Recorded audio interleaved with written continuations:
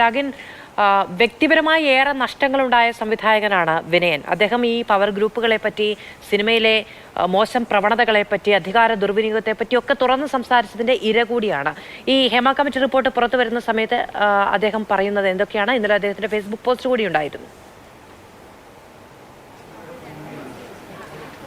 ഹരീഷ് പെരടിയാണെങ്കിലും അതോടൊപ്പം തന്നെ സംവിധായകൻ വിനയനൊക്കെയാണെങ്കിൽ തന്നെ ഈ വിഷയത്തിൽ ശക്തമായിട്ടുള്ള നിലപാടാണ് സ്വീകരിക്കുന്നത്. പ്രത്യേകിച്ചും അല്പസമയം മുമ്പ് വിനയൻ പറഞ്ഞ കാര്യങ്ങൾ ഇതാണ്. അതായത് ഈ റിപ്പോർട്ട് മലയാള സിനിമയ്ക്ക് വലിയ ഒരു ഡാമേജ് തന്നെ ഉണ്ടാക്കുന്ന ഒരു വിഷയങ്ങളാണ് പറഞ്ഞിരിക്കുന്നത്. ഇതിൽ ശക്തമായിട്ടുള്ള നടപടി ഉണ്ടാകണം. ഇതിൽ ഇപ്പോഴും മന്ത്രിമാരടക്കം ഇത്രയല്ലേ ഉള്ളൂ എന്ന തരത്തിലുള്ള പ്രതികരണമാണ് നടത്തുന്നതെന്ന് വിനയൻ പറയുന്നു.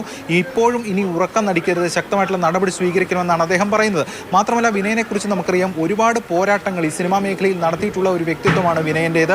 ആ പോരാട്ടങ്ങളുടെ നിയമവഴിയൊക്കെ തന്നെ നമ്മൾ മുൻപ് കണ്ടിട്ടുള്ളതുമാണ്. പ്രത്യേകിച്ചും മാക്ട എന്ന സംഘടന, ആ സംഘടനയുടെ ഒരു ഇല്ലാതാകൽ, അതോടൊപ്പം തന്നെ അതിനുശേഷം വരുന്ന ഫെഫ്ക, ഇതുൾപ്പെടെയുള്ള കാര്യങ്ങളൊക്കെ തന്നെ കണ്ടിട്ടുള്ളതുമാണ്. അതാണ് പ്രത്യേകിച്ചും അദ്ദേഹം ഇന്ന് സൂചിപ്പിച്ചത്. മാത്രമല്ല, ഈ ഹേമ കമ്മിറ്റി റിപ്പോർട്ടിൽ പറയുന്ന ഒരു പവർ ഗ്രൂപ്പിനെ സംബന്ധിച്ചുള്ള കാര്യങ്ങളുണ്ട്. ആ പവർ ഗ്രൂപ്പുമായി ബന്ധപ്പെട്ട കാര്യങ്ങളാണ് പ്രത്യേകിച്ചും ഇന്ന് വിനയൻ പറഞ്ഞിരിക്കുന്നത്.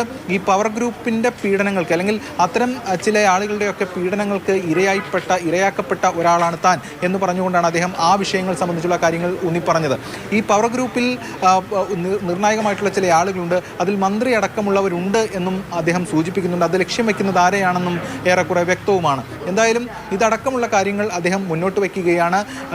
ഇതുമായി ബന്ധപ്പെട്ട വിഷയത്തിൽ പ്രധാനമായും മറ്റൊരു കാര്യം പറയുന്നത്, ഇനി സിനിമ കോൺക്ലേവ് സംഘടിപ്പിക്കുമെന്നൊക്കെ സർക്കാർ പറയുന്നുണ്ട്. പക്ഷേ ഈ പവർ ഗ്രൂപ്പിൻ്റെ ഇഷ്ടത്തിനനുസരിച്ച് തന്നെയാണ് അത്തരം കോൺക്ലേവുകളെങ്കിൽ പ്രതിഷേധങ്ങൾ ഉണ്ടാകുമെന്ന് വിനയൻ മുന്നറിയിപ്പ് നൽകുന്നുമുണ്ട്. അതായത് വിവരങ്ങൾ നൽകിയത്.